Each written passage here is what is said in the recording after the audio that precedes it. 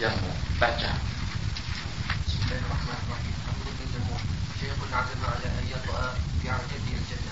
Jadi seorang syekh, seorang tua yang bercadang untuk menginjakkan kakinya yang pincang itu ke dalam surga. Saya akan injak surga dengan kakiku yang pincang ini. Itu siapa tuh? Amrun bin Jamuh. Gimana ceritanya? Zaim, salah seorang rais, ketua, tokoh min zu'ama Yathrib fil jahiliyah, dan beliau adalah sayyidu penghulu Bani Salamah al-Musawwad yang dipertua Musawwad al-Muayyan wa wahidun, dan salah seorang daripada ajwadil Madinati, daripada dermawan. Ajwad jamak daripada jawad, min ajwadil Madinati wa dawil muru'ati fiha. Yang pertama sebagai penghulu mereka, yang kedua sebagai ajwad, sebagai dermawannya para Ansar. Waqad kana min sya'nil asyrati fil jahiliyyati ayattakhidha kullu wahidun minhum salaman li nafsihi fi baiti. Masing-masing daripada penghulu dan tokoh-tokoh Quraisy di zaman jahiliyah, satu persatu daripada mereka mempunyai patung tersendiri. Ya, seperti kita sekarang masing-masing punya kereta lah, punya motor. Seperti itu juga tiap penghulu kaum dia mempunyai berhala tersendiri. Jadi dia saja yang menyembah, dibiarkan di rumah. Untuk apa? Tabarruk. Tengok kan orang Cina. Orang Cina kan di kedai-kedai dia itu di belakang ada apa namanya itu? Tokong. Nah, ada tokong. Orang Cina ada tokong. Jadi tabarrukan supaya perniagaannya, perbelanjaannya, ekonominya, jaringan bisnisnya lancar dan menguntungkan. Jadi dengan mereka ada tokong. Kita orang Islam apa yang ada? Kita letak Al-Quran. Itu juga diantaranya. Kadang-kadang gambar Pak Kiai. Maka kira-kira kalau kita pajangkan gambar Pak Kiai, kita akan lebih untung. Tak ada jaminan. Allah kulihat itu budaya Cina. Kita tidak ikut semacam itu. Dia tabaraka bihi indal ghudwi wal rawah, untuk mendapatkan keberkatannya di waktu pagi dan petang, pada tiap kali pergi dan datang. Waliyatbah, dan untuk dia menyembelih untuknya, untuk berhala pada tiap musim atau pada tiap waktu-waktu bersejarah. Waliyarja, dan juga untuk dia bersandar, untuk dia memohon dan meminta fil mulimat, dalam satu problem yang sedang dihadapi. Kana sanamu Amr bin Jamuhiyun amanah. Ini cerita ini direkam ya, masukkan dalam ingatan. Jangan dalam kita. Kalau dalam kita tak jadi, dalam ingatan. Jadi kita sudah berapa sekarang? Sudah 6. Aba Ayyub ceritanya cerita masalahnya kambing. Abdullah ibn Hudzafah itu ceritanya dengan faksi, dengan kaisar, cium kepala, panjang ceritanya. Dengan Sayyidina Al-Bara ibn Malik yang dilempar melalui tombak itu, melalui perisai, yang sampai hancur anggota tubuh beliau tidak kurang daripada 80 besar luka. Dengan Sayyidina Anas ibn Malik dihadiahkan oleh ibu kandung beliau. Alhamdulillah, satu persatu itu kalau kita sebut di mana saja kita temukan nama yang berkenaan, terekam kembali, terulang kembali. Ini yang kita inginkan. Jadi ingatan yang semacam itu, nama salah seorang daripada mereka disebut, seperti dengan kita gunakan komputer, begitu kita tekan switchnya, kalau kita tekan kode tertentu, keluar maklumat tentang apa yang kita inginkan. Semacam itu juga kita inginkan dengan daya ingatan kita, dengan IQ kita. Qala, dia punya patung namanya Manat. Takhadahu min nafisil khashab, dibuat daripada kayu yang paling berharga. Kana syadidal israf fi riayati, keterlaluan sungguh. Israf artinya mubazir. Keterlaluan mubazir untuk memelihara, merawat, menyayangi, untuk memperlihatkan rasa pengorbanannya atau memperlihatkan pengorbanannya terhadap berhala. Orang kafir sanggup berkorban demi berhala. Apa umat Islam tidak sanggup berkorban demi agama? Kawan-kawan yang belum hafal Quran, mudah-mudahan, yang masih muda-muda lah. Kalau seperti saya ini sudah tua, tapi saya tak mau dikatakan tua. Saya masih muda. Sebab kalau tua itu cepat mati.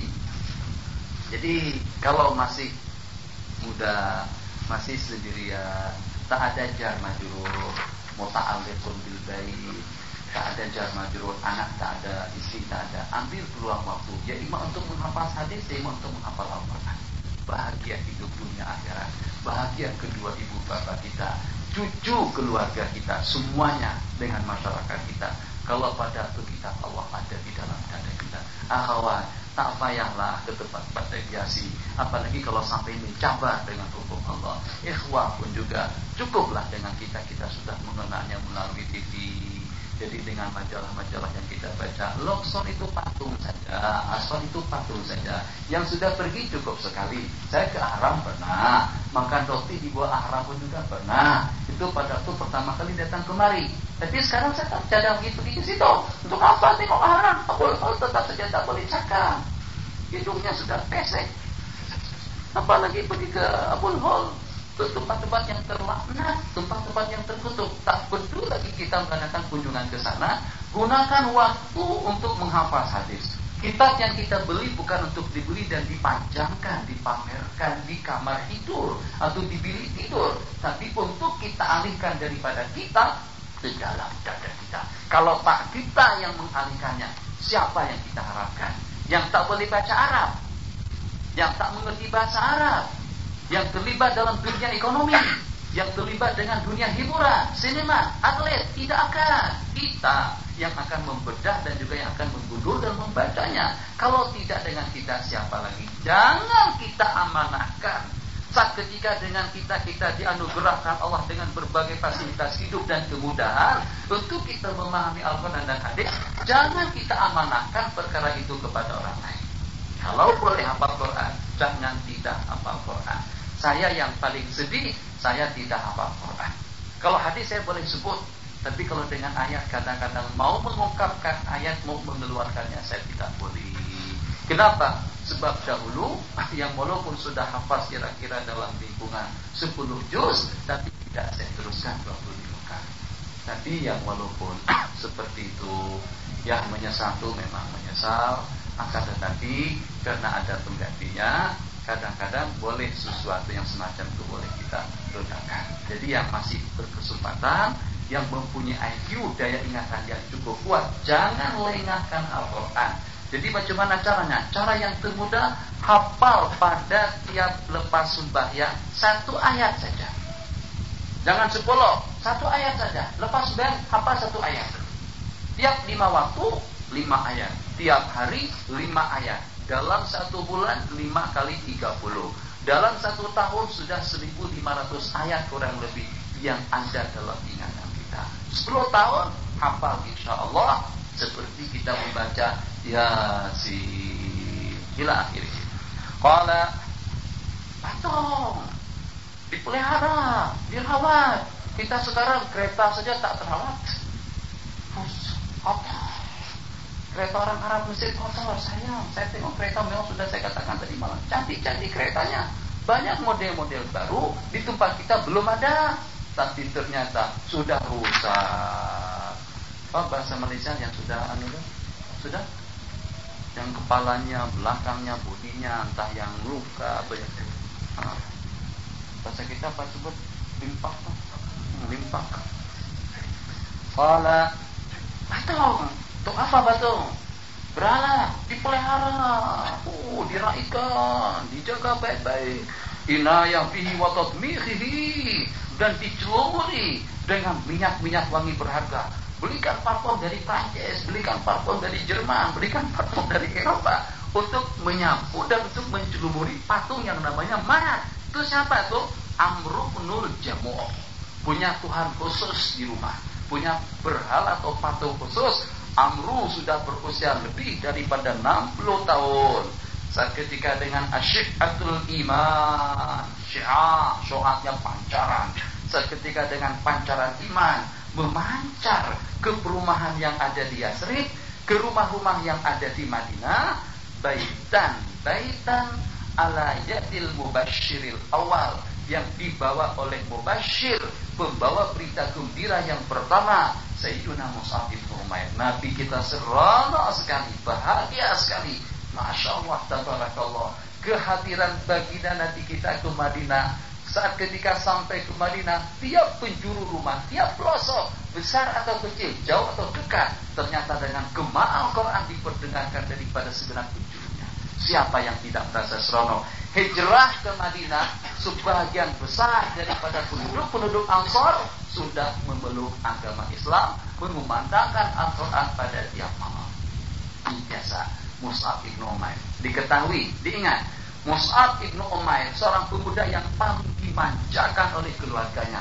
Tidak ada seorang pemuda yang paling lemas, yang paling lembut telapak tangannya daripada Mus'ab ibnu Umair. Yang paling mewah, yang paling bahagia adalah kehidupannya sehari-hari. Justru di waktu mati, kalau kepala ditutup kaki kelihatan, kalau kaki dikapan kepala terbuka. Itu nasib Mus'ab ibnu Umair, pembawa Islam ke Madinah, orang yang pertama yang memasyarakatkan Al-Quran di kalangan kaum Ansar. Begitu nasib beliau setelah pergi ke Madinah. Kenapa tidak mau hidup mewah?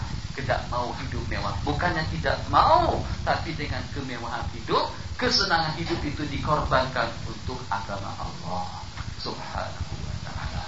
Hidupkan semangat kembali. Sebab kita akan kembali, bukan hanya kembali ke tanah air, tapi kita akan kembali kepada Allah Subhanahu wa ta'ala. Dan setamama, ini bahasa Arab, setamama, yakin secara mantap, setamama, sebanyak yang Anda sumbangkan, sebanyak yang Anda dermakan kepada masyarakat Islam, sebanyak itu juga nanti dengan leluasa dan kekuatan dan pemeliharaan yang diberikan Allah kepada kita. Saya rasakan semacam itu. Tidur malam paling 3 jam, tapi tidur pagi lama. Ustaz, cuman boleh 6 jam cakap tak sambut tak putus-putus. Ini 2 jam, sekarang ini 1 jam setengah. Nanti lepas asar lebih kurang 2 jam, bahkan 2 jam lebih. Malam 2 jam lagi. Di Kedah macam tu. Siang saya dari jam 8 waktu di kelas Tapaku sampai pukul 12.30. Rehat, asar ada lagi pengajar. Malam kadang-kadang ke Peneng, kadang-kadang ke Ipoh, kadang-kadang ke Sungai Petani. Tiap malam ada saja pengajian-pengajian di masjid atau di majelis-majelis taklim. Yang kadang-kadang saya bawa kereta sendiri. Saya dengan haji jamaah. Kalau saya letih, beliau yang bawa. Saya tak boleh tidur dalam kereta. Kalau tidur pun tak nyenyak, cepat terkejut. Tapi kalau goncang macam tu, apalagi kalau dalam pesawat cepat terbangun. Jadi Allah kulihat letih. Tapi saya rasakan alhamdulillah. Kalau dari segi tenaga, dari segi kekuatan, tidak jauh berbeda dengan seseorang yang senantiasa tidur 24 jam. Ngaji, ngantuk. Khutbah, ngantuk. Di masjid, ngantuk. Makan, ngantuk. Allahu Akbar. Kamu gimana itu? Terlalu banyak mengantuk. Nah, jadi insyaallah kalau niatnya untuk agama yang terporser daripada tenaga kita, akan ada penggantinya daripada Allah Subhanahu wa ta'ala. Umur dah 80-an, 60-an. Jadi pada waktu itu suasana di Madinah yang sudah ceria dan cemerlang dengan nur Islam yang memancar. Beriman 3 orang putra beliau yang bernama Muawaz wa Mu'adz wa Khalad wa Tirbun lahum yud'a Mu'adz ibn Jabal. Tirbun, kata beliau di sini, Tirbun ay luddatuhu ashabuhu walidatur rajul man wulida mau fi zamanin wahid. Jadi Tirbun itu orang yang sebaya dan yang seusia dengan mereka yang 3 orang.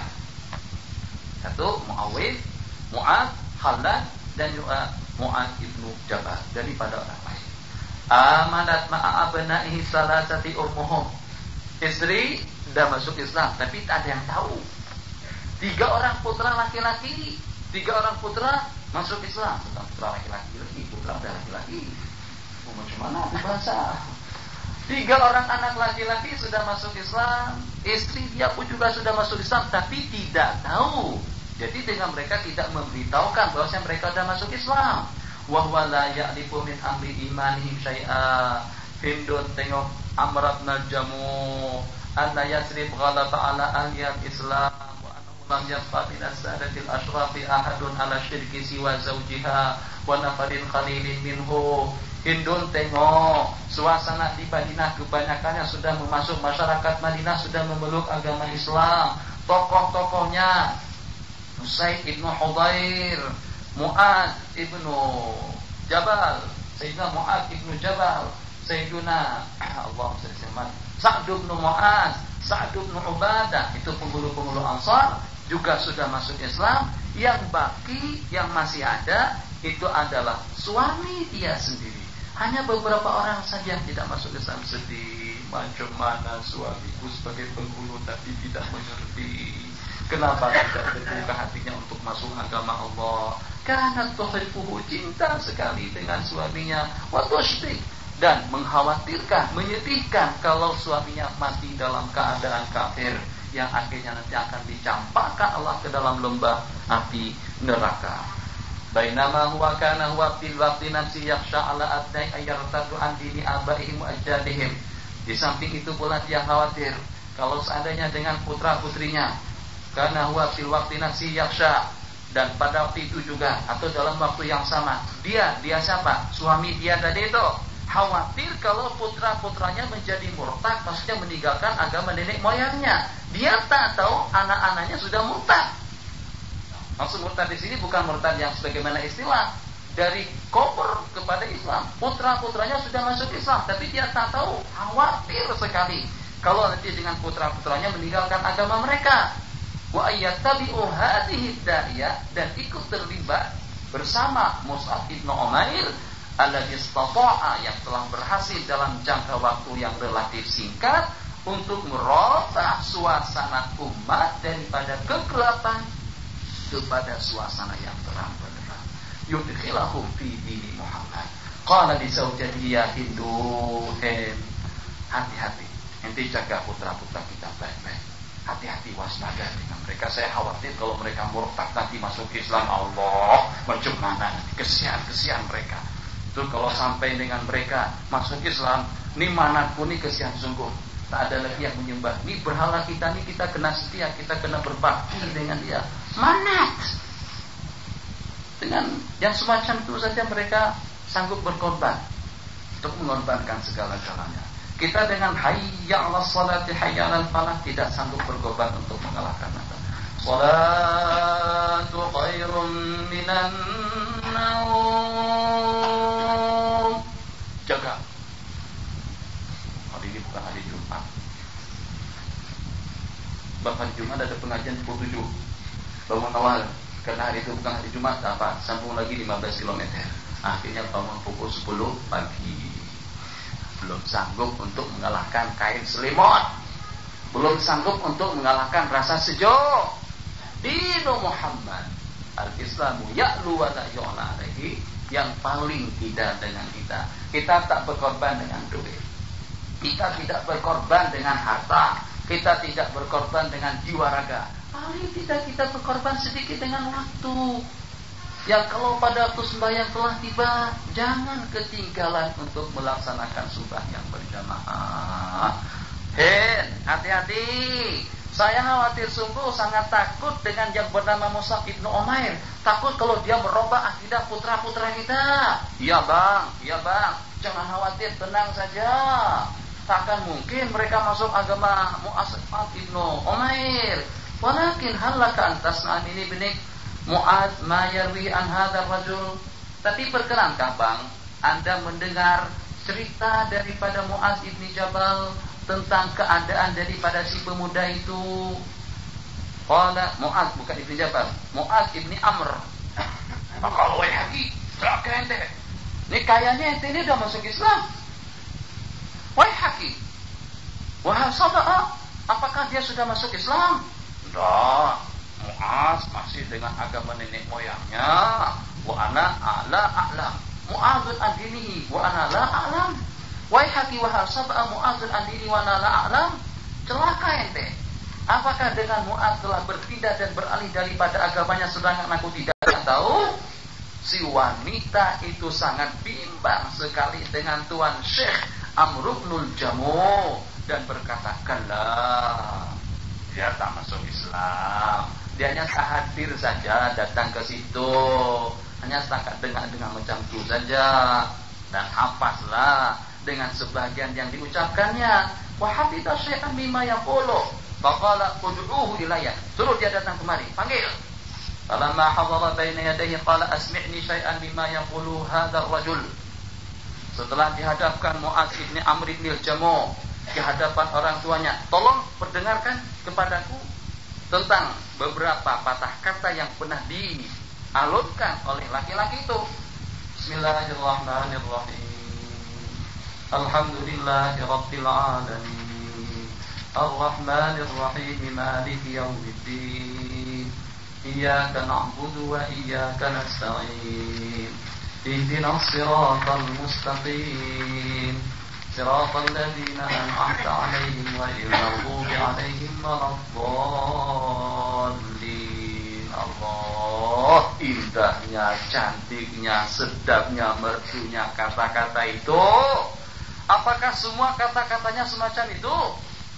Kata Amr bin Jamuh, ya tentu dong, tentu semuanya. Maka Mu'adzun, wah ahsanu min hada, yang lebih cantik daripada itu pun juga bersama dia. Ada yang lebih indah daripada itu. Itu cuma sebagiannya saja. Saya pilihkan yang, kalau bahasa Muntai, yang uhuh-uhuhnya saja. Saya pilihkan yang jelek-jeleknya saja. Itu diantaranya. Ada lagi yang lebih istimewa dan yang lebih menggugah hati dan perasaan daripada itu. Qala Mu'adzun, wa ahsanu min hada ya abata. Apakah Abah berkenan untuk ikut dia? Faqaumuka jami'an qad baya'uhu. Apakah Bapak berkenan untuk ikut dia? Kaum-kaummu, penghulu-penghulu yang lain sudah ikut bersama dia. Syekh, diam. Kata Tuan Syekh, nanti saya mau bersimpang dulu dengan Manat. Saya mau mengadakan rapat darurat atau musyawarah darurat, mengadakan perundingan dulu sama Tuhan saya Manat. Allah Akbar. Tuhan Manatnya apa lagi ceritanya? Lastu fa'ilan, saya tak mau masuk Islam kecuali setelah saya mengadakan musyawarah kilat di Jagundar dengan Manat untuk saya memutuskan tentang sarana yang kau sarankan tadi. Jadi kata si pemuda, mau apa lagi Manat itu? Mau buat apa bang? Manat dia tak boleh cakap, dia batu, dia kayu, tuli, tidak berakal, tidak boleh bercakap-cakap. Jangan, nanti kamu diganggu dia. Kalau Syekh hidat itu maksud dalam suasana marah, asal daripada hidat tajam, kata-kata yang sangat menusuk. Qultu laka lan aqta amran duna. Saya sudah kata, saya tidak akan membuat keputusan tanpa musyawarah, tanpa perundingan dengan Manat terlebih dahulu. Qama Amr bin Jamuh, bangkit. Wa kanu idza aradu ayyukallimu ja'alu khalfa imra'atan ajuzan. Kalau mereka mau simbang dengan patung, ada wanita di belakangnya yang berbicara. Fatujibu arhu bima yulhimu hadiyahu bizamihim. Maka dengan dia itu akan menjadi wakil untuk menjawabkan apa yang ingin dikatakan oleh patung. Summa waqafa amamahu bimaqamihi biqamatil mamdudah. Dia pun juga berdiri tegak di hadapan Manat. Wa'tamada ala rijlihi sahihah, dan berdiri dengan kakinya yang sehat sebab beliau pincang. Syadidatul arad, sangat ketara sekali. Fa asna ali at-tabassana, dipuji, mana kau adalah Tuhan kami, yang tak ada Tuhan selain Anda. Mana kau sangat kau baik hati, manatnya pujianlah semacam itu. Saya juga tak tahu apa yang dia kata. Sumakal, ya Manat, la raiba annaka qad alim. Ente tahu kan? Tahu tak? Anna hadi da'iyah, ente dah tahu bahwasanya dengan seorang pendakwah yang telah datang ke negara kita dari Mekah, dia bertujuan jahat untuk ente. Ente tahu tak? Tuh bahaya tuh.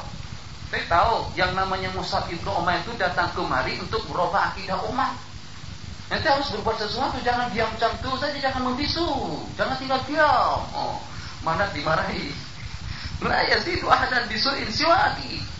Wa annahu inama ja'al yanhana an ibadatin. Dia tahu tak? Dia datang kemari untuk mencegah kami untuk menyembahmu. Saya pun juga diajak. Wa kal karitu an ubahi'ahu ala rabbih mimma sami'tu min jamili qawli. Coba bayangkan.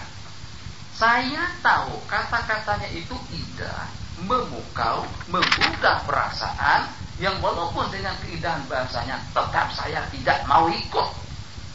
Hatta astasyiru, kecuali setelah saya mendapatkan saranan dia daripada kamu. Fa'asyir alaiya, tolong bagi jawaban. Falam yarudda alaihi manatu bisyai. Mana tak boleh cakap, mana tak ada apa-apa. Faqala la'allaka qadib. Ini ente sekarang gak mau cakap, marah sama saya ya. Apa macam mana dia mau cakap? Kesian. Amr bin Jamuh kesian pada itu. Saya tak buat apa-apa.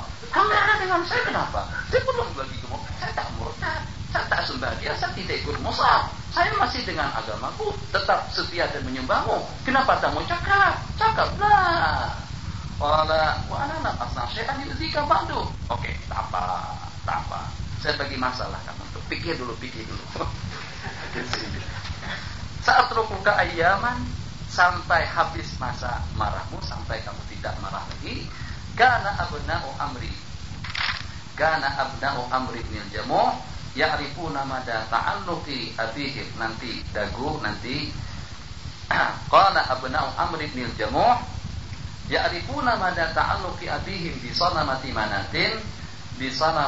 sanamihi manat. Putra daripada Amr bin Jamuh mengenal tentang ta'alluq, kesetiaan, keterikatan hati orang tua mereka dengan patung Manat, dan dia tidak akan membuat satu keputusan kecuali setelah mendapatkan saran daripadanya, annahu ghada ma'az zamani qat'atan minhu walakinnahum adraku annahu bada'at tatazahza'u makanatuhu bi qalbi.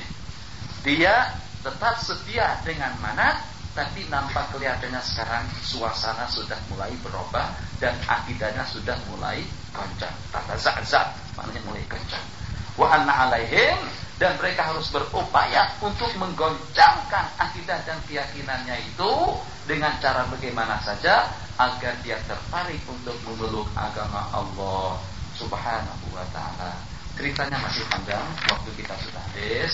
Wassallallahu ala sayyidina Muhammad wa ala alihi wasallam. Cerita gimana nanti dengan patung itu dirampas, kemudian ada yang berkencing, ada yang bertaki, ada yang lemparkan dengan anjing. Panjang, jangan dibaca, nanti malam kita baca. Allahu a'lam. Walakin la ba's fasa'atrukuk ayyaman hatta yasquta ankal qadad. Kana abna'u Amr ibn al-Jamuh ya'rifuna mada ta'alluqi abihim bi sanamihi Manat. Wa kaifa annahu ghada ay asbaha ma'a az-zamani qat'atan minhu ay sara juz'an minhu walakinnahum adraku annahu bada'at tataza'za'u goncang makanatuhu ay makanatu Manat fi qalbih wa anna alaihim, dan mereka bertugas dan berkewajiban ayyan tasi'uhu, mencopotkan dan menanggalkannya, intisa'an fadzalika sabiluhu ilal iman. Mereka akan berusaha untuk menanggalkan rasa cintanya dari hati, dan itu dengan cara memeluk agama Allah.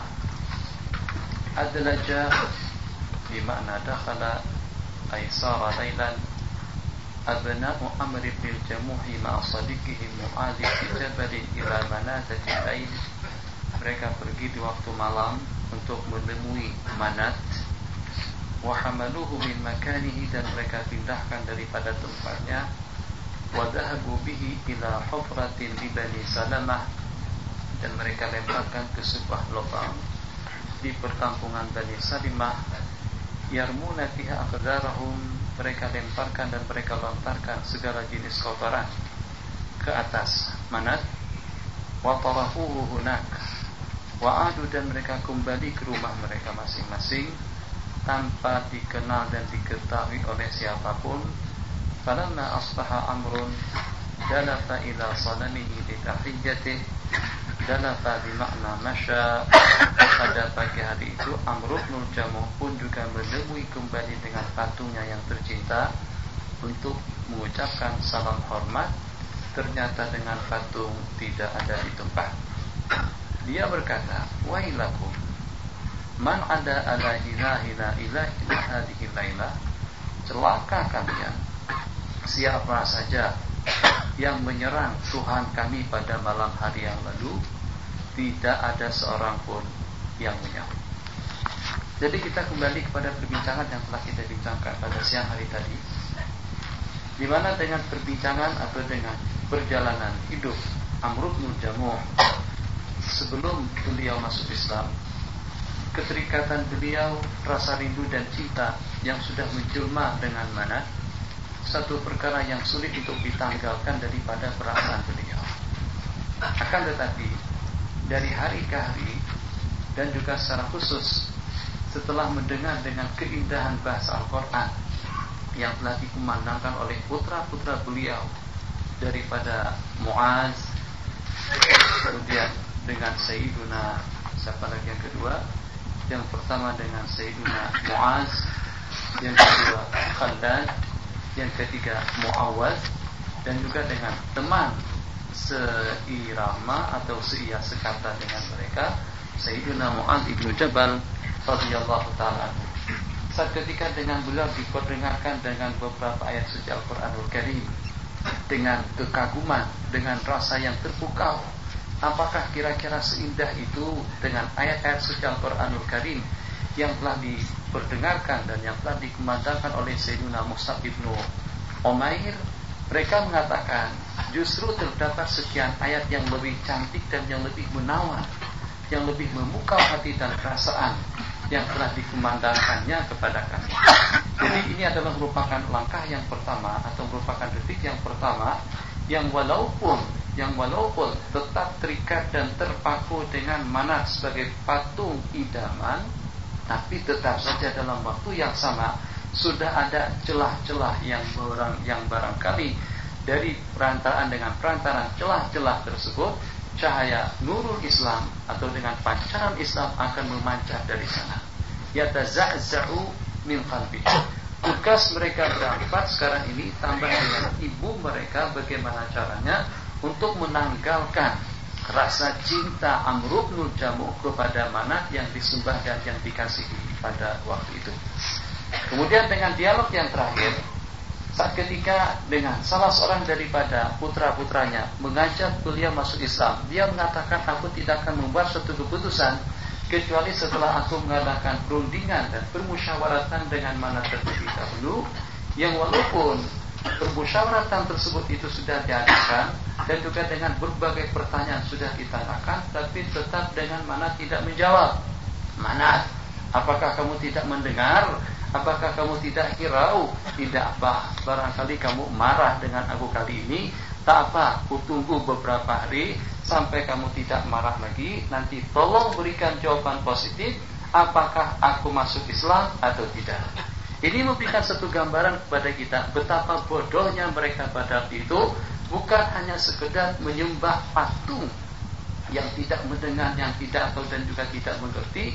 Justru juga dengan mereka berkeyakinan dia sanggup untuk memberikan ide atau juga untuk memberikan saranan, untuk memberikan pendapat yang sehat kepada orang yang menyembahnya.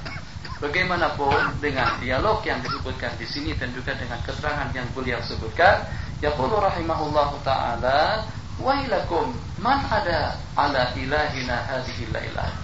Ini tentunya seseorang akan berpikir, bagaimana sampai dengan patung itu dilempar, diletakin kotoran dan najis, sementara dengan dia tidak mengelakkan diri dan juga tidak membela diri. Ini sebagai langkah yang pertama, khawah yang pertama. Tapi kayak bahas, dia cari putar mudah malih ke sana dan kemari. Putra-putranya telah bersekongkol pada malam hari itu untuk membuang dan juga untuk meletakkannya di qaryati Bani Salimah. Dicari di dalam rumah tidak ada, di luar rumah tidak ada. Wahwa yurdi wa yusbit. 4. Yurdi wa yusbit kinaya an syiddatil ghadab wa hayajadin nafs. Dia sambil mengamuk-amuk, marah-marah. Bagaimana dengan keadaan orang waktu marah? Wa yatahaddadu, sambil mengancam-ngancam, siapa yang melemparkan, siapa yang membuang, siapa yang menyembunyikan.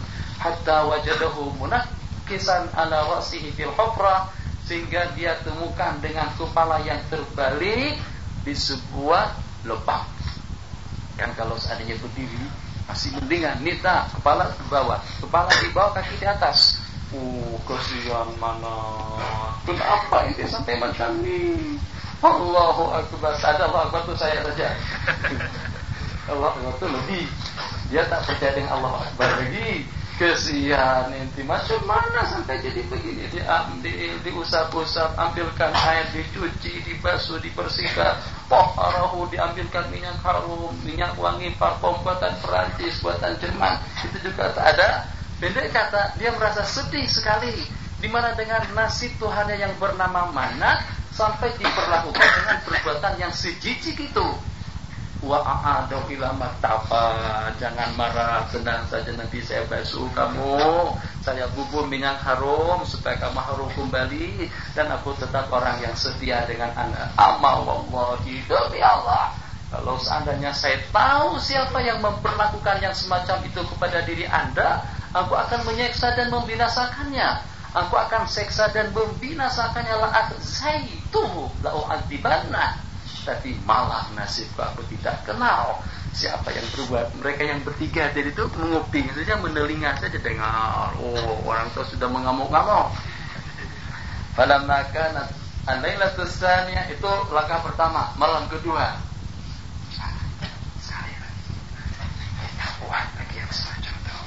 Falamma kanat al-lailatus tsaniyah, pada malam yang kedua diserang kembali, diserbu kembali oleh 3 orang putra tersebut, dibantu oleh Sayyidina Mu'adz ibnu Jabal untuk memperlakukan apa yang mereka cadangkan terhadap mana. Mereka buat semacam mana pada malam yang pertama juga. Falamma asbaha syaikhu, di pagi hari Syekh cari kembali patungku mana. Bahwa jadau fil hufrati, ternyata ada di dalam lubang. Kalau semalam di dalam lubang kepala ke bawah. Kalau pada hari yang kedua, pada pagi hari itu, bukan hanya sekedar dengan tertumbang dan dilemparkan di situ, justru bercelumuran dengan najis, dengan tai. Allah, inti bodoh banget. Kenapa sampai kamu dicelumurin dengan tai, dicelumurin dengan najis? Kenapa tidak bela diri? Mulaftahan bil abzar. Tadi masih belum sadar, diambil kembali, dicuci, diminyak harum, dikembalikan atau diletakkan kembali pada tempatnya dengan fidyah. Mazana yaf'aluna bis-sanami mitadzalika kullayaum. Sementara putra-putra dia tetap saja melakukan perkara tersebut itu tiap hari.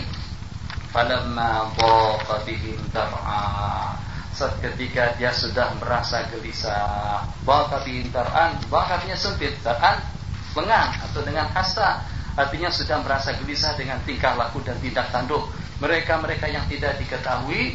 Raha ilaihi qabla manamih, sebelum dia tidur, dia temui dulu Manat. Wa akhadha saifah, dia ambil pedangnya Manat. Ente jangan semacam 2 malam yang lepas, sewenang-wenang mereka, ada yang lemparin kamu dengan najis, ada yang kotorin kamu dengan najis. Nih malam hari ini kamu kena siap siaga. Sampai ke malam hari ini pedang bawa. Jangan sampai nanti dengan mereka-mereka yang membuat kamu tinggal diam, harus bela diri. Jangan macam tu saja. Dia simak dengan manatnya, dia cerita belum tidur. Semalam tu tak cerita macam tu, langsung tidur aja. Malam yang ketiga dia bagi pedang. Allaqahu bi ra'si wa qala la, ya Manat, inni wallahi ma a'lam may yasna'u bika hadza. Saya tak tahu siapa yang memperbuat itu semuanya.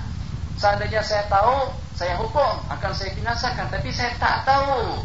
Nah, fa in kana tika khair, kalau memang ente bagus, kalau memang menyembah kamu itu patut dan pantas, maka belalah kejahatan, gangguan, serangan, serbuan dari dirimu sendiri. Bela diri kamu daripada segala serangan. Qala fatba'i syar'a nafsi. Ini pedang, saya bagikan kamu pedang. Kalau ada yang mengotori, kalau ada yang melempar, mengambil, kalau ada yang bercadang untuk menganiaya kamu, kamu jangan tinggal diam. Ya, jangan lupa. Baru tidur, ngorok lagi tidur. Qala summa awa, kemudian dia pun membaringkan tubuhnya di atas katil. Fama ini staikan al-fidyatu, budak-budak tadi itu perhatikan, tengok semuanya. Ternyata semuanya meyakinkan orang tuanya dan tidur. Yakin orang tuanya sudah lena. Kalau pada masa kan alfita tubuh budak tadi itu yakin, anak syekh qad ghatta. Kalau ada dari salah seorang teman kita di asrama yang tidur macam itu sulit sekali kita mau tidur. Tapi ada juga yang tak boleh tidur kalau tak dinyanyikan semacam itu. Jadi kalau senyap-senyap saja dia tak mau tidur. Macam mana dia boleh tidur kalau ada yang mengorok di samping?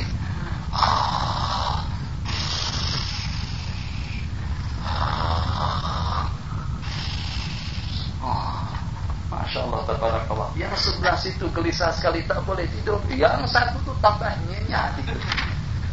Ada yang satu letak bantal sini satu baru boleh lena. Allahu Akbar. Qala nente, hati-hati.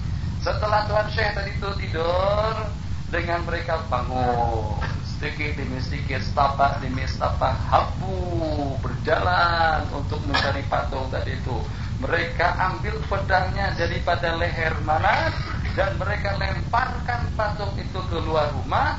Wakarano, bukannya setakat itu, mereka ikat Manat tadi itu dengan seekor anjing. Tahu itu orang tua tuh tahu, tengok nanti dengan Manatnya sedang bersama dengan seekor anjing. Anjing yang macam mana? Anjing mati. Sama-sama Manat tak bergerak, anjingnya ada bosok. Supaya mau pikir sedikit. Qaranuhu ila kalbin mayyitin bihablin. Mereka ikat, mereka sertakan dengan seekor anjing yang sudah mati. Wa alqau bihima, dan mereka lemparkan kedua-duanya itu di sebuah telaga Salimah tasilu ilaihal akhzar, yang dikotori oleh segala kotoran. Wa tatajamma'u fiha. Pagi hari itu Syekh pun bangun, salam tidak ada, pedangnya pun juga tidak ada, cari sana cari sini. Ternyata dengan Manat wajadahu mukibban, tersungkur ala wajihi, jadi tertiarap meniarap ala wajihi fil bi'r. Bukannya sekedar macam itu, tapi juga dalam waktu yang sama terikat dengan seekor anjing yang sudah bosok. Maka sulita min Husain, pedangnya sudah diambil. Maka pada itu katanya, saya tak bela. Hang sudah saya bagi pedang, kenapa tak bela diri? Kenapa sampai macam tu? Udahlah, biarkan saja kamu di situ. Biar kamu dengan anjing. Marah aja dengan Manat sekarang ini. Marah dengan Manat. Kenapa? Sebab Manat dibagikan pedang tidak mau bela diri. Oke lah dengan kamu, biarkan saja itu, percuma dengan anjing. Biar kamu hidup dengan anjing. Biarkan saja, aku tak akan keluarkan kamu dari situ. Qala lam ya'khudhu fi hadhil marrah. Pada kali yang ketiga itu dia tidak mengambilnya. Wa innama tarakahu haitsu alqahu wa ansha'a yaqul. Dibiarkan saja di situ dan seraya berkata, demi Allah, kalau memang betul-betul Anda Tuhan, lam takun anta wa qalbu wastabi'ril fiqaran. Kalau memang Anda betul-betul Tuhan, tidak akan mungkin kamu bersama anjing di tengah telaga. Bodoh tangan kamu di situ. Dia sumpahi Manat dia. Sama. Summa lagi seanda kala di dinillah. Setelah punya pikir kalau macam itu Tuhan yang disembah, bela diri tidak sanggup, mengelakkan diri daripada bahaya tidak mampu, dan juga tidak boleh menjauhkan diri daripada kotoran. Untuk apa dan bagaimana bodohnya kalau memang masih ada manusia yang menyembahnya? Malah bisa tidak begitu lama dengan amru jamu, mengucapkan 2 kalimat syahadat, masuk Islam. Qala rahimahullah. Terus kita masuk.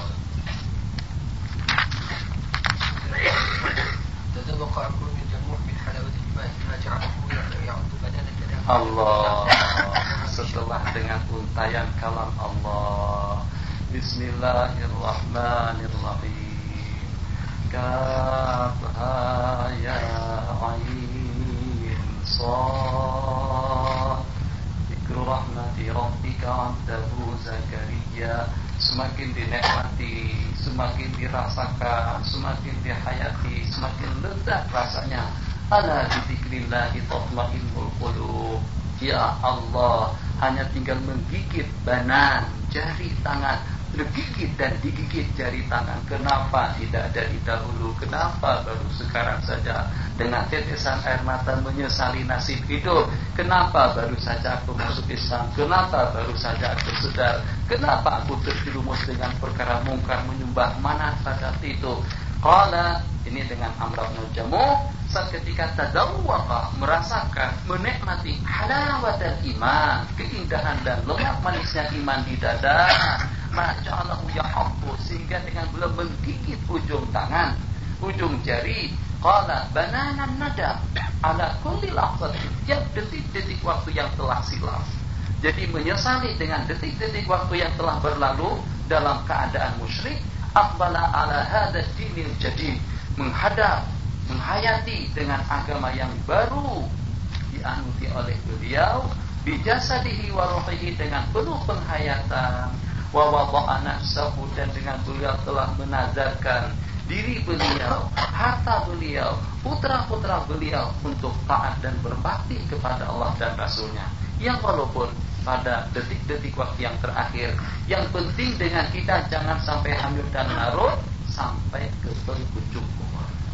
Jadi kita masih besar harapan kita dengan sahabat-sahabat kita yang ada di sana sini, yang dengan mereka-mereka yang terlibat dengan narkoba atau dengan narkotik, yang terlibat dengan perjudian, yang terlibat dengan pelacuran, yang terlibat dengan perbuatan muka. Masih besar harapan kita. Tentu harapan tidak cukup kalau tanpa ada upaya dan pengorbanan daripada kita untuk kita menyelamatkan mereka. Kita mantapkan keilmuan kita, kita mantapkan kesufian kita mantapkan ilmu pengetahuan kita mantapkan halal dan haram, yang insya Allah mungkin dengan sepatah kata nasihat daripada kita akan sanggup untuk membuka pintu gerbang hati mereka-mereka yang terjerumus ke dalam lembah kemungkaran dan kemaksiatan. Jadi dengan kita tidak putus asa. Kam min fi'atin qalilatin ghalabat fi'atan katsiratan biiznillah, yang walaupun peluang tidak diberikan, kesempatan tidak ada, leluasa tidak cukup, duit tidak terkumpul, begitulah dengan gambaran yang lebih kurang.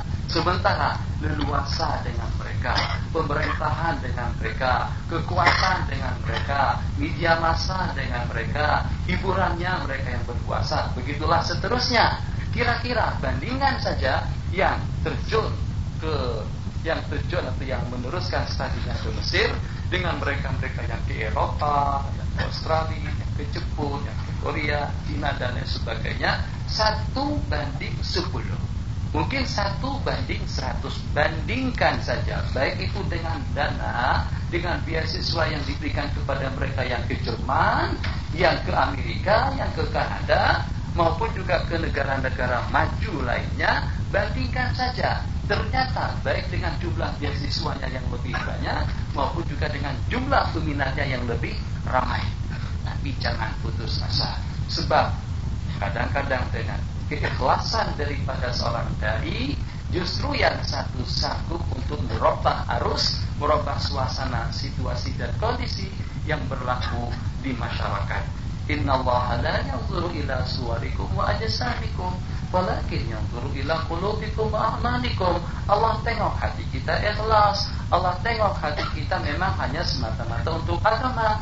Jangan lupa dengan janji Allah yang berbunyi, wala yansurannallahu man yansuruh.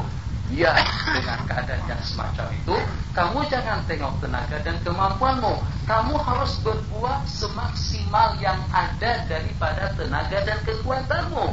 Yang selebihnya pasrahkan kepada Allah Subhanahu wa ta'ala. Di dalam Al-Quran dikatakan, a'iddu mastata'tum min quwwah.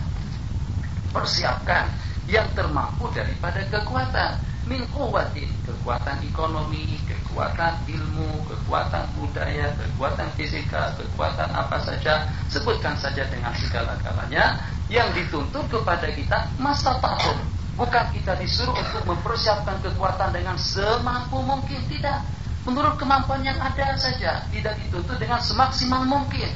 Semampu kita, yang selebihnya itu adalah urusan Allah. Tidakkah Rasulullah bergerak di Madinah hanya sebatang kara saja pada di Mekah, hanya sebatang kara saja pada itu, dari 1 menjadi 10, dari 10 50, yang diantaranya Omar dengan Sayyidina Hamzah radhiyallahu ta'ala anhuma. Dari 50 ternyata sanggup untuk merubah suasana umat di Madinah. 1 saja dengan Sayyidina Mus'ab ibn Umair radhiyallahu ta'ala anhu, memancar syu'aul Islam, nurul Islam di segenap rumah-rumah kaum Ansar yang ada di Madinah pada itu. Dengan slogan tala al-badru alaina min saniyatil wada'i wajaba syurfa'u alaina ma da'alillahi da'i. Sewaktu mereka menyambut Rasulullah, apakah kira-kira yang menyambut Nabi waktu Nabi kita sampai ke Madinah itu upaya daripada sahabat-sahabat yang berada di Mekah? Tidak. bukan upaya daripada Nabi, bukan upaya daripada sahabat. Sebagian besarnya itu adalah pengorbanan daripada seorang makhluk Allah yang bernama Mus'ab ibnu Umair radhiyallahu ta'ala anhu. Balik kampung, jangan putus asa. Kemana saja kita berada, jangan putus asa.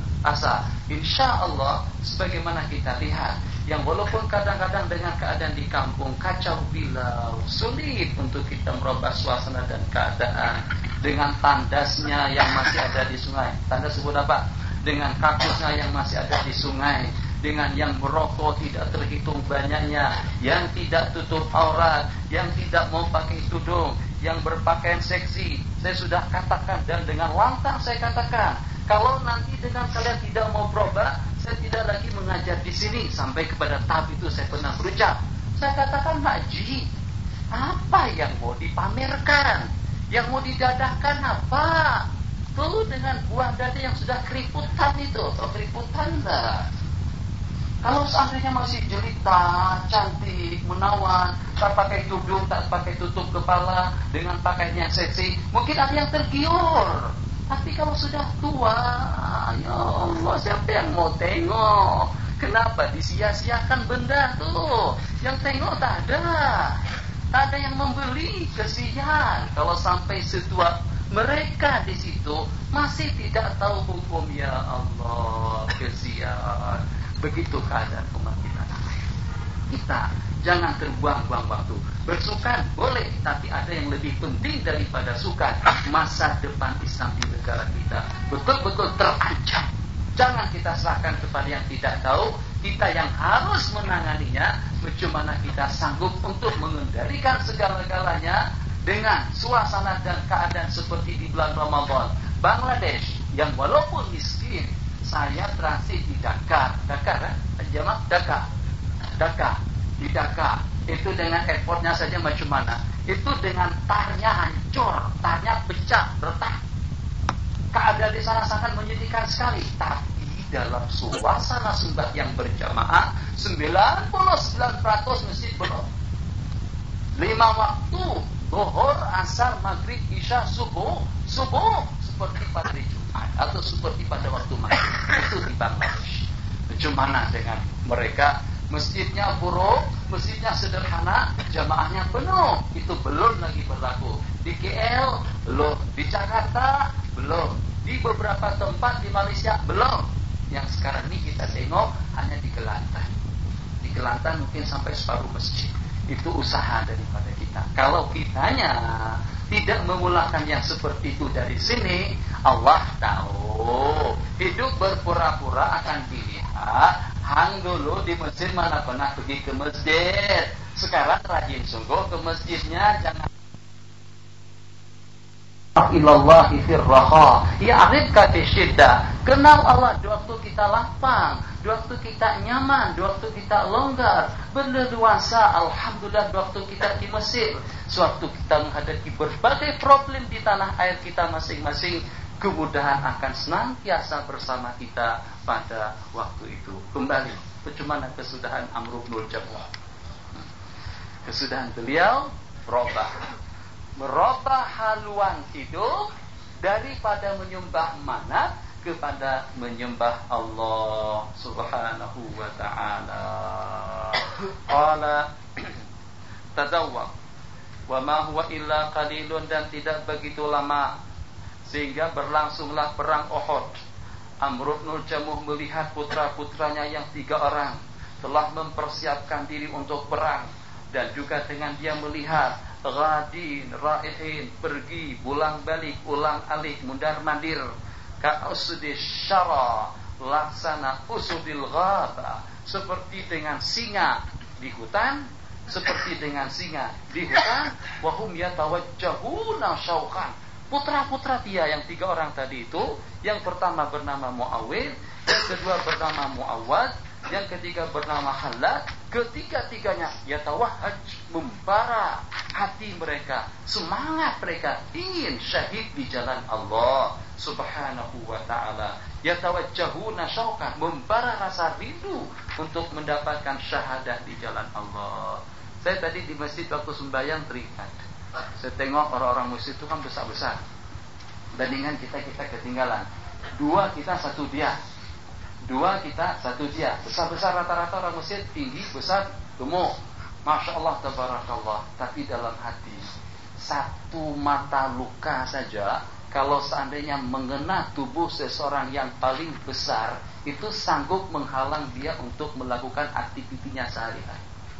1 mata luka saja. Teringat saya dengan Al-Bara ibnu Malik, yang pada waktu tampil di medan perang pada itu, setelah peperangan itu berakhir, tak kurang daripada 80 kesan tombak, panah dan pedang. Tapi itu tidak mematahkan semangat untuk berjuang. Macam mana? Sini luka. 80, bukan sedikit. 80. Kalau misalnya 80 itu dengan kaca saja atau dengan paku saja, itu sudah menghalang kita daripada kesibukan dan daripada kegiatan kita sehari-hari. Macam mana kalau daripada tombak? Macam mana kalau daripada pedang? Apakah tidak sakit? Segala-galanya itu tidak terasakan, karena dengan iman yang menjelma, karena dengan iman yang meresap di dalam hati dan perasaan. Sedikit roh, sedikit harta, sedikit duit, sedikit pengorbanan, kalau itu dalam rangka untuk mendapatkan keridhaan daripada Allah, cincang-cincang yang walaupun disembelih, disayat, dipotong, dianiaya dan disakiti, tapi kalau itu dalam rangka untuk mendapatkan surga Allah, segala-galanya itu dianggap kecil dan sedikit. Begitulah dengan pengorbanan dan perjuangan daripada sahabat. Ya Allah, semangat mereka yang berafiliasi. Qala yatawajjahuna syauqan ila naili syahadati fa athara al-mauqif hamiyatahu. Maka dengan situasi dan kondisi tadi itu menghidupkan asar daripada asar, membangkitkan hamiyah atau asabiyah. Kalau kanak-kanak semacam mereka, pemuda-pemuda semacam mereka minat untuk mendapatkan syahadat fisabilillah, macam mana dengan aku? Tidakkah kita merasa malu sedikit? Kalau dengan yang tua-tua itu gigih beribadah, gigih bertasbih, baca-baca itu dan ini, sedangkan dengan kita senyap saja, diam saja, makan lebih banyak daripada yang lain, nasi goreng lebih banyak daripada yang lain. Kenapa dengan kita kalah dengan laki-laki yang tua itu? Begitulah dengan kita waktu kita tengok orang Mesir yang kadang-kadang kita tengok mungkin dengan badannya agak kurus, makannya kurang, leluasanya kurang, bajunya kotor, tapi ternyata tegak kedua belah kakinya berdiri di mihrab sembahyang mengucapkan Allahu Akbar. Jadi pada itu cobalah dengan kita merenung, menghening untuk sementara waktu. Siapa tahu dengan renungan kita pada itu akan membuka pintu gerbang keinginan kita, sehingga juga tergugah hati dan perasaan kita untuk senantiasa kita berkorban untuk mendapatkan ridha daripada Allah. Lakinnal fityata wa azama, saya harus berazam ayyahudwa ma'ahum, untuk ikut serta bersama mereka di bawah bendera Rasulullah sallallahu alaihi wasallam. Tapi dengan pemuda-pemuda dia, dengan putra-putra dia bersepakat untuk mencegah dan menghalang orang tua mereka untuk menyertai mereka di medan perang. Bah, tak boleh, bah. Abah bincang, kan tadi ceritanya bincang. Bah bincang, tak boleh. Nanti buat banyak jumlah yang korban saja. Lebih elokkan dapat apa ikut. Syekhun kabir, sudah tua, ta'inun fisin, sudah menjelang usia lanjut, wa ila dzalika, di samping itu pula, di samping orangnya sudah syekh, sudah tua, lemah, lanjut usianya, selain daripada itu a'raj, pincang. Bukannya setakat pincang, syadidul arad, pincang sungguh, pincangnya 100%. Waqad adzarahullahu, dan jangan seumpama beliau itu telah mendapatkan kelonggaran daripada Allah, keuzuran daripada Allah. Bah, tak payahlah, Allah telah menguzurkan ayah untuk tidak ikut bersama kami. Fa'alama tukallifu nafsak, karena apa saja kamu memaksakan dirimu, sedangkan Allah telah memberikan keringanan kepada anda, telah mengampuni atas keadaanmu. Syekh yang tua tadi itu marah. Bukan kalian saja yang mau masuk surga. Aku sudahnya terlambat masuk Islam, sudahnya ketinggalan menyembah Allah, disuruh tak ikut lagi. Jangan, saya mau letakkan kakiku yang pincang ini ke dalam surga. Oh, semangat orang tua, Masya Allah. Saya tak mau kalah, tak mau ketinggalan. Justru dengan kakiku yang pincang ini nanti aku akan masuk surga. Khadir asyadda Allah. Wantalaqa ila Rasulillah, dia langsung pergi melaporkan kepada Rasulullah. Faqala ya Nabi Allah. Kalau dengan bahasa kasar, brengsek anak-anakku ini. Ini macam mana mereka tuh menghalang saya, tak bagi saya untuk perang di jalan Allah, menghalang-halang aku daripada kebaikan. Yatazarra'una bi anni a'raj, mengolok-olok atau berhujah, mendebat aku karena aku pincang. Demi Allah, aku ingin memijak surga Allah dengan kakiku yang pincang ini nanti di jalan Allah. Qala Rasulullah sallallahu alaihi wasallam, Rasulullah bersabda kepada putra-putra beliau, "Da'o, bagi dia, bagikan saja. Biar saja dia ikut serta, tak ada masalah. Allah akan menganugerahkan syahadah kepadanya." Semangat yang kita pelajari di sini. Tua-tuanya Amr bin Jamuh ternyata dikapar Allah di akhir hayat. Tidak lagi cinta dengan manat. Jangankan untuk mengenang manat, justru dengan tetesan air mata. Kenapa aku tidak masuk Islam sejak dahulu? Kenapa di akhir hayat baru sadar? Kenapa setelah tua baru menyembah Allah? Ya, yang walaupun itu mengecewakan, tapi dalam waktu yang sama menyeronokkan. Sebab dengan beliau memutar haluan beliau daripada ibadati manat, daripada menyembah manat kepada menyembah Allah Subhanahu wa ta'ala. Wa ma in azifa waktul khurud, wa ma in azifa, saat ketika dengan waktu untuk perang telah tiba. Hatta wadda Amr bin Jamuh, istriku yang tercinta, selamat berpisah, selamat tinggal. Wada anfadillah ya'ud, ini aku akan mengucapkan kata perpisahan untuk tidak kembali. Selamat jalan, selamat tinggal, dan kita tidak akan bertemu kembali. Summa tajaha ilal qiblah, terus beliau menghadap ke arah kiblat dengan menadahkan kedua telapak tangannya ke langit seraya berkata, "Ya Allah, urzuqni syahadah." Jadi mereka bukan menangis karena selamat, karena menangis, justru mereka menangis kalau tidak mati di waktu perang. Yang menyedihkan bukan mereka sedih kalau nanti mati, justru yang menyedihkan kalau tidak mati. Yang lain, kita sedih kalau seandainya ada keputusan, Lor, ikut perang Afghanistan, itu tak boleh tidur. Afghanistan berarti bakalan mati. Itu yang menyedihkan kita, sebab kita diperintahkan untuk kita berjuang, untuk kita keluar. Sementara yang menyeronokkan, alhamdulillah Ustaz tak termasuk. Kalau mereka justru alhamdulillah gua naji tak termasuk, itu yang menangis, sedih kalau seandainya tidak dapat syahadah. Macam mana Allah anugerahkan syahadah kepada mereka, sedangkan aku yang menginginkannya tidak dapat. Menghadap kiblat, ya Allah ya Arhamar Rahimin, warzuqni syahadah wala taruddani ila ahli khaibah. Jangan kau kembalikan aku secara sia-sia. Aku tidak ingin kembali berjumpa mereka. Aku ingin bersama Rasulullah sallallahu alaihi wasallam di dalam surga. Summan ta'at, berangkat disertai oleh 3 orang putra. Wa jumu'un kabiratun, dan juga dengan jumlah yang sekian banyak daripada Bani Salimah. Walama hamiyah, hamiyah maknanya panas, hangat suasana perang. Saat ketika dengan suasana perang semakin hangat, wa tafarraqan nasu ar-Rasulillah sallallahu alaihi wasallam, dengan para sahabat pun juga menjadi kucar-kacir, terpisah daripada Rasulullah ini pada peristiwa Uhud.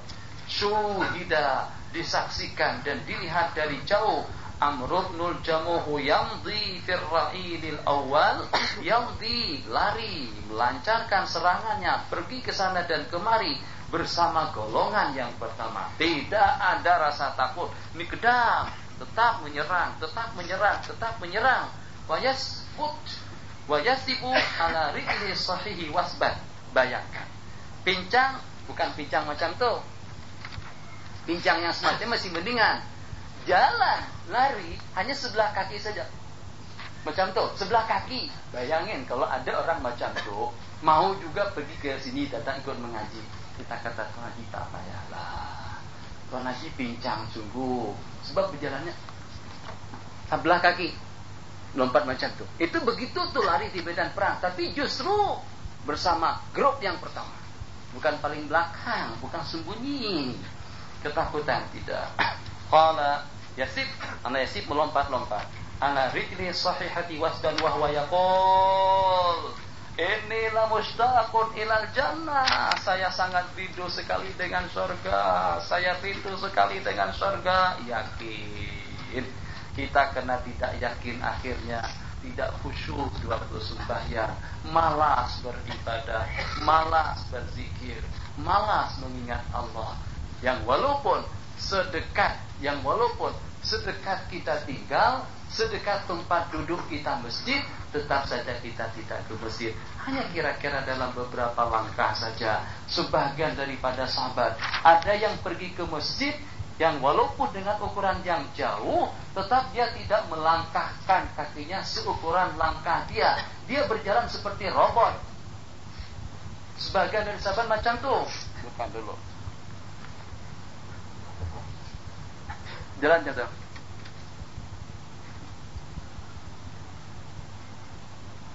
Melangkah semacam ini, luasnya. Dia tak mau melangkah seluas itu.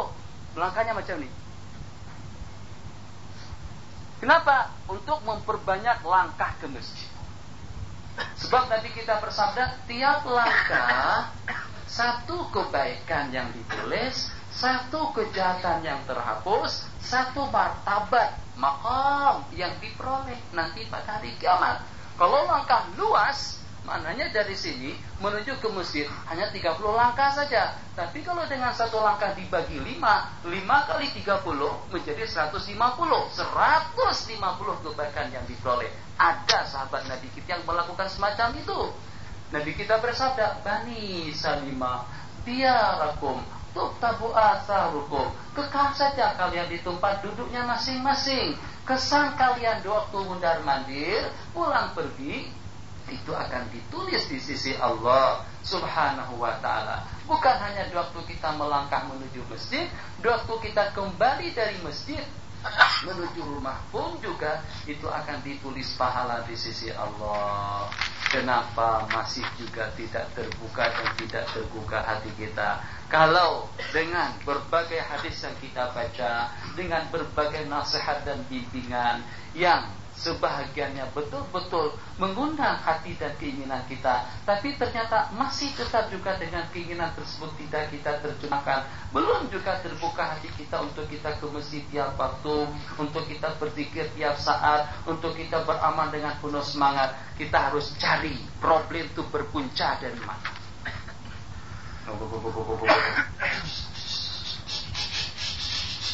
Tamu hidup.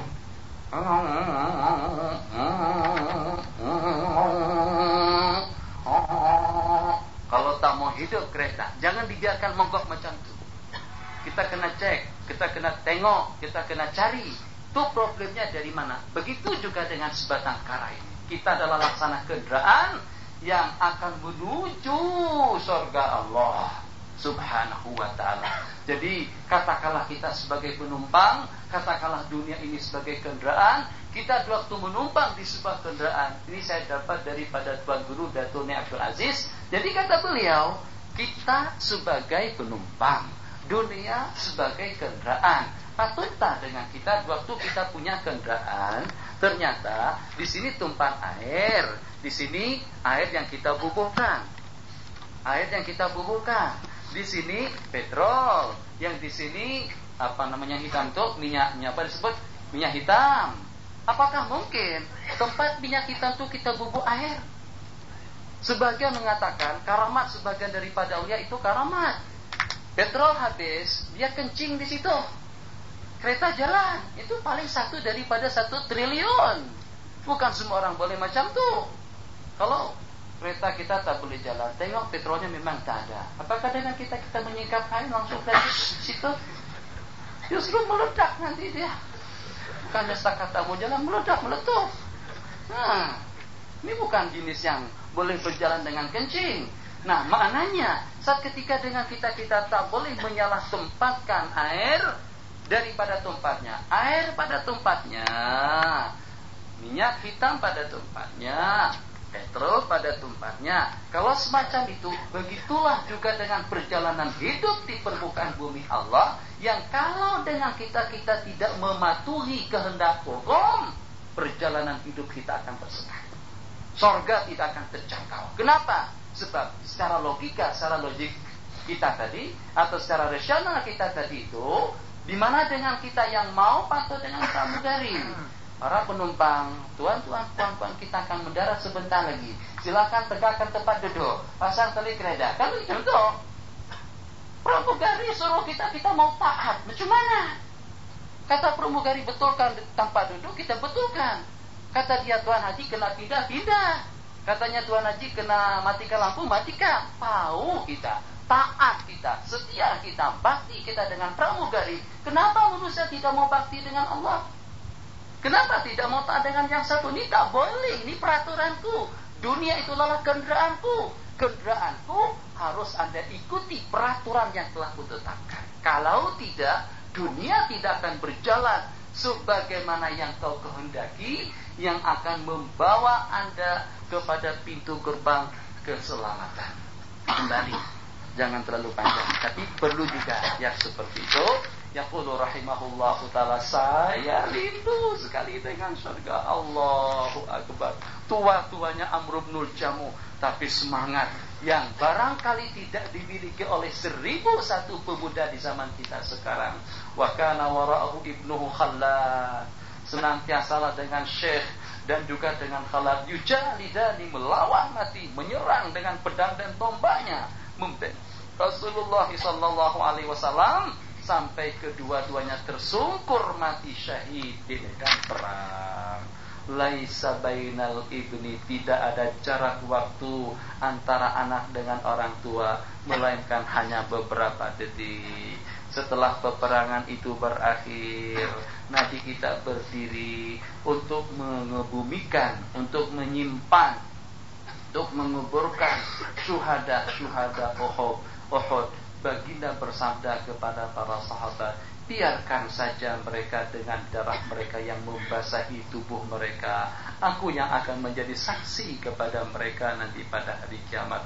Hani'an lahum, bahagia mereka. Syabas, patut kita katakan syabas kalau dengan grup manusia atau dengan golongan manusia yang semacam mereka. Summa qala ma min muslimin yaklamu fi sabilillah, tidak seorang pun daripada seorang muslim, tidak seorang muslim yuklam yang dilukai di jalan Allah, melainkan nanti pada hari kiamat darahnya itu mengalir, warnanya warna darah atau warna za'faran, sedangkan dengan baunya seperti minyak harum kasturi. Summa qalat finu, kuburkan Amr bin Jamuh bersama Abdullah ibni Amr, faqad kana mutahabbaini, dia senantiasa berteman, mutasafiyaini, dengan perasaan yang safi, jernih dan bersih di dunia. Kuburkanlah kedua-duanya di tempat yang sama. Radhiyallahu ta'ala an Amr bin Jamuh wa ashabihi min syuhada Uhud wa nawwara lahum fi quburihim. Kunjungilah nanti mereka di sana, jangan tidak berkunjung di Uhud. Amr bin Jamuh, assalamu alayka ya Amr bin Jamuh, assalamu alayka ya Abdullah ibn Jahash, assalamu alayka ya Mus'ab ibn Umair. Salam sejahtera kita kepada mereka satu persatu di bawah bukit Uhud. Itu dia sebagai lambang keberhasilan yang dengan pengorbanan mereka di situ Islam sampai ke dunia. Kita gigih untuk mengenal Islam. Mahwa Islam, apa itu agama? Sebab dengan pengorbanan yang seperti itu kita tidak sanggup. Apakah kita sanggup berkorban demi agama sampai sanggup mampus? Mampus nah. Tak ada. Jadi kalau tidak, paling tidak dengan kita, saat ketika dengan kita ingin menerjemahkan rasa terima kasih kita, tinggalkan kampung halaman, dikejar, diusir, dianiaya, ditombak di kemaluan, ditindih dengan batu, dicencang, dibelah dua, digeragaji, macam-macam. penderitaan umat Islam dan saudara-saudara kita seagama pada waktu itu, paling tidak dengan kita sekarang ini, kita berpegang teguh dengan prinsip yang telah diamanahkan mereka kepada kita. Kalau kita tidak menjaga hukum hakam Allah, ketentuan kehendak Allah, siapa yang akan menjaganya? Allah. Keterlaluan sih kalau dengan begitu, keterlaluan sih dengan kalian kalau begitu. Sudahnya tidak berkorban, mengabaikan lagi dengan perintah Allah. Kami bela Islam pada itu dengan jiwa raga kami. Syuhada fi sabilillah. Abdullah